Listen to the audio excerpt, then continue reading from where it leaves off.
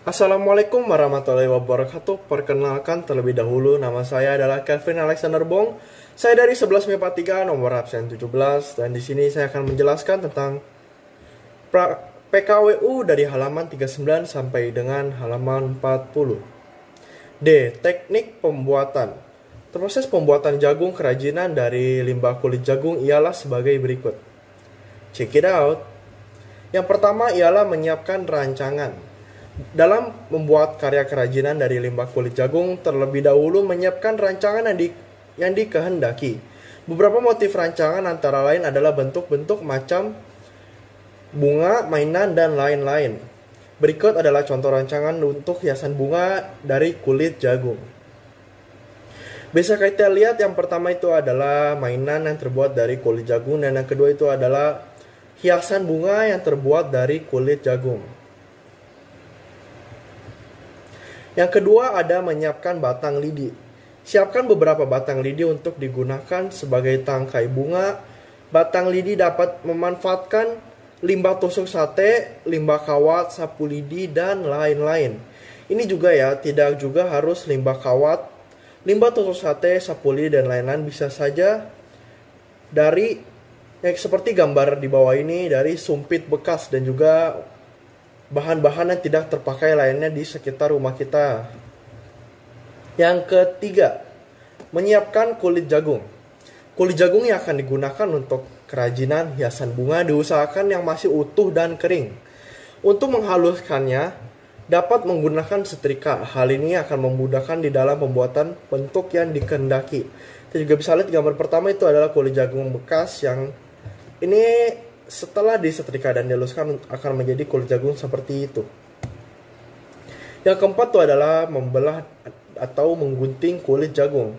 Membelah atau guntinglah beberapa lembar kulit jagung menjadi lembaran-lembaran yang nanti digunakan untuk kelopak bunga sesuai yang diinginkan, tentu saja ya. Ini setelah kita setrika tadi, kita potong-potong menjadi bentuk yang telah kita inginkan. Kalau di sini saya mengambil contoh kelopak bunga ya. Jika teman-teman ingin membuat mainan atau lain-lainnya, bisa menggunting sesuai dengan pola yang diinginkan. Dan yang terakhir itu adalah membentuk menjadi kelopak bunga. Bentuklah lembaran-lembaran kulit jagung dengan jalan memutar dan menekan sehingga menyerupai kelopak bunga. Tentu saja ini adalah teknik untuk membuat kulit jagung tadi supaya menjadi seolah-olah kelopak bunga. Oke, segitu saja dari saya. Kurang lebihnya mohon maaf. Selebihnya akan dijelaskan oleh teman saya dari halaman 41 sampai 42 untuk melanjutkan materi pada hari ini. Assalamualaikum warahmatullahi wabarakatuh. Halo, nama saya Kinyananda Wijaya dan dari 11 MIPA 3, absen 18. Hari ini saya akan melanjutkan materi yang disampaikan oleh Kelvin Alexander Bong. Oke, lanjut. Nomor 6, menyiapkan tangkai bunga. Agar kelopak bunga terlihat lebih menarik, maka balutlah memakai serabut kulit yang telah diwarnai, kemudian direkatkan beberapa lembar kulit jagung yang berbentuk kelopak bunga dan ikat menggunakan benang. Jadi untuk mendapatkan kelopak bunga yang lebih menarik, kita harus membalut serabut dan beberapa kulit jagung dan diikatkan menggunakan benang ataupun kawat seperti gambar pada berikut. Nomor 7, membuat bunga.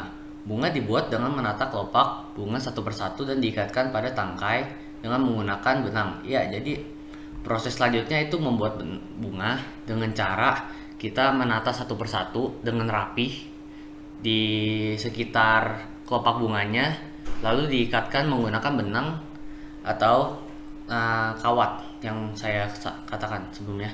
Jadi seperti ini contohnya. Dan nomor 8, membuat bunga dan daun. Kelopak bunga yang sudah selesai dibuat, kemudian bagian tangkainya dibalut dengan tali dan ditempelkan kulit jagung yang sudah diwarnai sebagai hiasan daun. Ya, jadi tinggal ini untuk tahapan yang ini kita tinggal menempelkan daun, menempelkan kulit jagung yang telah diwarnai menyerupai daun dan ditempelkan di tangkainya. Dan yang 9, memperbanyak tangkai bunga. kerjakan langkah-langkah berikut secara berulang untuk membuat model bunga berikutnya. Jadi setelah selesai membuat satu bunga, kita melakukannya berulang-ulang kali sehingga mendapatkan beberapa tangkai bunga. Dan yang terakhir, finishing karya.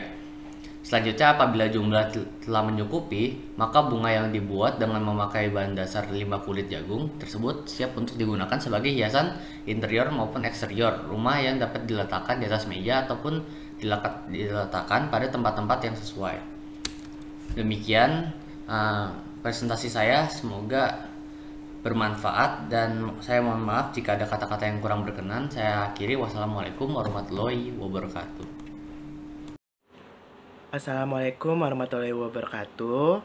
Perkenalkan, nama saya Christopher Obaja Sibuaya dari 11 MIPA 3 absen 19. Di video kali ini saya akan melanjutkan materi pembelajaran PKWU dengan judul Pengemasan Produk Kerajinan dari Bahan Limbah Berbentuk Bangun Datar. Materi pada kali ini diambil dari buku paket PKWU halaman 44 sampai 40. Di bagian ini, saya akan menjelaskan tentang pengertian kemasan. Apa itu kemasan? Kemasan itu adalah wadah atau pembungkus yang berguna untuk mencegah atau mengurangi terjadinya kerusakan pada bahan yang dikemas atau yang dibungkusnya. Jadi intinya ini, kemasan ini merupakan pembungkus dari suatu produk yang untuk mencegah dari kerusakan-kerusakan di sekitar produk tersebut. Jadi untuk mempertahankan bentuk utuhnya, rasanya, teksturnya, atau apapun itu bagian-bagian dari produk. Selanjutnya pada bagian ini saya akan menjelaskan tentang tujuan dari pengemasan. Jadi tujuan pengemasan ini ada 3, yaitu yang pertama adalah keamanan dan kemanfaatan. Kemasan dalam produk tersebut harus melindungi produknya dari perjalanan produsen menuju konsumen. Jadi, dengan adanya kemasan tersebut, produk akan menjadi aman dan manfaatnya tidak berubah. Lalu yang kedua adalah mendukung program pemasaran. Mendukung program pemasaran ini memiliki arti bahwa melalui kemasan tersebut kita dapat lebih mudah mengidentifikasi produk tersebut dan identifikasi tersebut lebih efektif serta mencegah dari adanya pertukaran produk yang marak di dalam dunia ini. Selanjutnya, yang ketiga adalah kemasan dapat meningkatkan laba perusahaan. Jadi, dengan adanya tujuan ini, perusahaan harus lebih mencari ide kreatif yang lebih menarik untuk membawa konsumen membeli produk tersebut. Sehingga dengan adanya konsumen yang membeli produk tersebut, laba perusahaan akan lebih meningkat dengan dari kemasan yang menarik. Selanjutnya, manfaat dari pengemasan. Manfaat dari pengemasan ini ada 4 bagian. Bagian yang pertama adalah produk lebih aman dan menarik. Produk-produk yang dikemas itu akan semakin lebih baik, lebih aman, lebih bersih, lebih menarik, dan tahan dari segala kerusakan cuaca. Lalu yang kedua adalah sebagai ciri pembeda produk. Kenapa sih sebagai ciri pembeda produk? Karena setiap perusahaan pasti memiliki kemasan yang berbeda-beda. Karena itu, kemasan dari setiap produk itu bisa kita manfaatkan sebagai ciri pembeda dari setiap perusahaan maupun produk lainnya. Lalu yang ketiga adalah menambah daya tarik produk. Produk yang dikemas dengan baik dan menarik sebaik mungkin itu membuat konsumen lebih mau atau lebih pengen membeli produk tersebut. Sehingga daya tarik produk tersebut akan lebih menambah dan menaik jumlahnya. Lalu yang terakhir adalah menambah nilai jual produk. Dengan banyaknya konsumen yang membeli produk tersebut, dikarenakan kemasan yang menarik dan kemasan yang aman, perusahaan dapat menambahkan nilai jual produk tersebut. Jadi, kemasan ini memiliki beberapa jenis. Ada 3. Yang pertama adalah kemasan kertas. Kemasan kertas ini merupakan kemasan yang fleksibel pertama kali ditemukan sebelum plastik ditemukan dan aluminium foil. Saat ini kemasan kertas juga mampu atau banyak digunakan oleh penjual untuk membungkus produk-produknya, karena dengan kemasan ini atau kemasan kertas memiliki banyak kelebihan yang lebih baik daripada kemasan lainnya. Yang pertama adalah harga dari kertas ini sangat murah. Terus yang kedua mudah didapatkan. Yang ketiga penggunaannya luas. Tapi dalam kemasan kertas ini juga memiliki kekurangannya. Kekurangannya itu sensitif dengan air dan mudah terpengaruh kelembapan udaranya. Yang kedua adalah kemasan dari kayu. Kayu merupakan bahan pengemas tertua yang diketahui oleh manusia dan secara tradisional digunakan untuk mengemas berbagai macam produk padat seperti barang antik, emas atau perhiasan, keramik, dan kain. Di negara-negara yang mempunyai sumber kayu alam dalam jumlah banyak, kayu merupakan bahan baku dari pembuatan palet, peti, dan atau kotak kayu. Tapi saat ini penyediaan kayu untuk pembuatan kemasan banyak menimbulkan masalah karena makin langkanya hutan penghasil kayu. Desain kemasan kayu juga tergantung pada sifat dan berat produk, konstruksi kemasan, bahan kemasan, dan kekuatan kemasan. Penggunaan kemasan kayu baik berupa peti dan atau tong kayu serta palet sangat umum di dalam transportasi berbagai komoditas dalam perdagangan internasional. Pengiriman produk kerajinan seperti keramik sering dibungkus dengan peti kayu atau kemasan yang dari kayu karena untuk mencegah kerusakan atau pecahnya keramik yang diantarkan dari tempat produsen sampai ke konsumen. Kemasan kayu umumnya digunakan sebagai kemasan tersier untuk melindungi kemasan lainnya yang ada di dalamnya. Dalam mendesain kemasan kayu diperlukan proses alternatif dan bahan-bahan teknik yang tepat untuk membuat kemasan yang lebih ekonomis. Yang terakhir atau yang ketiga adalah jenis kemasan plastik. Kemasan yang paling banyak kita temui adalah kemasan plastik. Beberapa jenis kemasan plastik yang dikenal adalah polietilen, polipropilen, polyester, nilon, dan vinyl film. 60% penjualan plastik yang ada di dunia ini menggunakan kemasan plastik polistiren, polipropilen, polivinyl klorida, dan akrilik. Produk kerajinan banyak menggunakan kemasan plastik jenis akrilik. Akrilik ini adalah nama kristal termoplastik yang jernih dengan nama dagang Luci, Barex, dan plexiglass.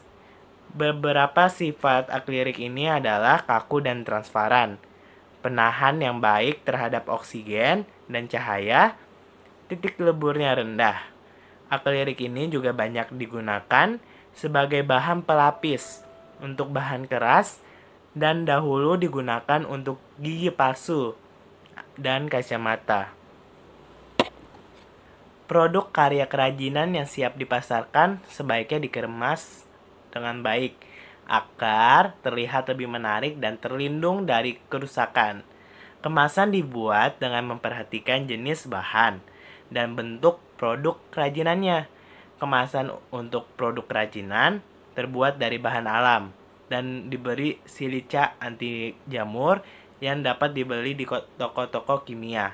Kemasan juga tidak hanya disiapkan untuk karya kerajinan yang dijual, namun karya kerajinan yang dipamerkan. Bahan untuk kemasan tersebut dibuat dari bahan alam. Demikian video dari saya, Christopher Obaja Siboya, dari 11 MIPA 3 absen 19. Saya mengucapkan banyak terima kasih buat teman-teman yang sudah menonton dan mendengarkan video saya. Selanjutnya video saya ini akan dilanjutkan oleh teman saya, yaitu Muhammad Fadilah Gimnastiar dari kelas 11 MIPA 3 absen 20. Terima kasih. Assalamualaikum warahmatullahi wabarakatuh. Nama saya Muhammad Fadilah Gimnastiar, absen 20. Saya akan melanjutkan presentasi dari Christopher Obaja Siboya, yaitu tentang perhitungan titik impas atau break-even point. Perhitungan titik usaha kerajinan dari bahan limbah berbentuk bangun datar. Dalam kegiatan usaha, seorang wirausahaan selalu memperhitungkan adanya titik impas atau break-even point atau disingkat BP. Analisis BP adalah suatu teknis analisis untuk mempelajari hubungan antara biaya tetap, biaya variabel, keuntungan, dan volume kegiatan. Yang pertama itu ada pengertian dan manfaat titik impas atau break-even point. Break-even point atau disingkat BP adalah suatu keadaan di mana perusahaan dalam operasinya tidak memperoleh laba dan juga tidak menderita kerugian, atau dengan kata lain, total biaya sama dengan total penjualan, sehingga tidak ada laba dan tidak ada rugi. Hal ini bisa terjadi apabila perusahaan di dalam operasinya menggunakan biaya tetap dan biaya variabel, dan volume penjualannya hanya cukup menutupi biaya tetap dan biaya variabel. Apabila penjualan hanya cukup menutupi biaya variabel dan sebagian biaya tetap, maka perusahaan menderita kerugian. Sebaliknya, perusahaan akan memperoleh keuntungan apabila penjualan melebihi biaya variabel dan biaya tetap yang harus dikeluarkan. Manfaat analisis break-even point adalah: yang pertama, sebagai dasar atau landasan perencanaan operasional usaha untuk mencapai laba tertentu atau profit planning. Yang kedua, sebagai dasar untuk mengendalikan kegiatan operasi yang realisasi dengan angka perhitungan titik impas dalam alat pengendalian atau controlling.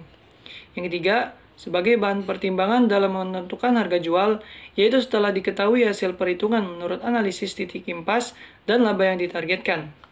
Yang keempat, sebagai bahan pertimbangan dalam mengambil keputusan yang harus dilakukan oleh seorang manajer. Di slide ini saya menambahkan quotes dari seorang pembisnis besar yang bernama Barbara Corcoran, yaitu orang yang mengerjakan bisnis dengan orang lain yang disukai.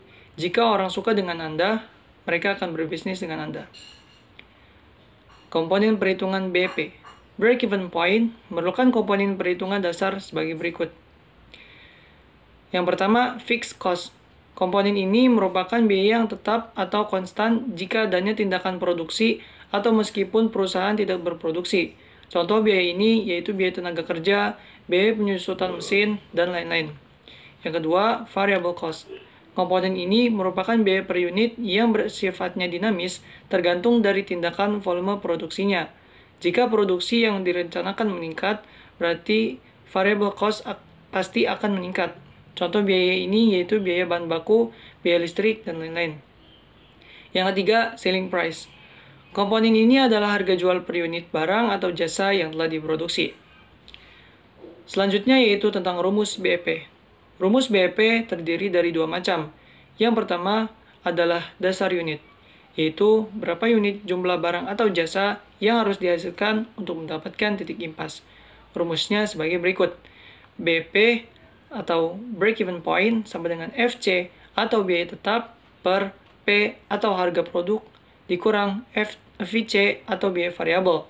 Yang kedua adalah dasar penjualan, yaitu berapa rupiah nilai penjualan yang harus diterima untuk mendapat titik impas, dengan rumus FC per 1 minus VC per P. Perhitungan 1 minus VC per P biasa juga disebut dengan istilah margin kontribusi per unit. Sekian presentasi dari saya. yang sekalian menutup presentasi dari kelompok kami. Mohon maaf apabila ada salah-salah kata dari anggota kelompok kami. Wassalamualaikum warahmatullahi wabarakatuh.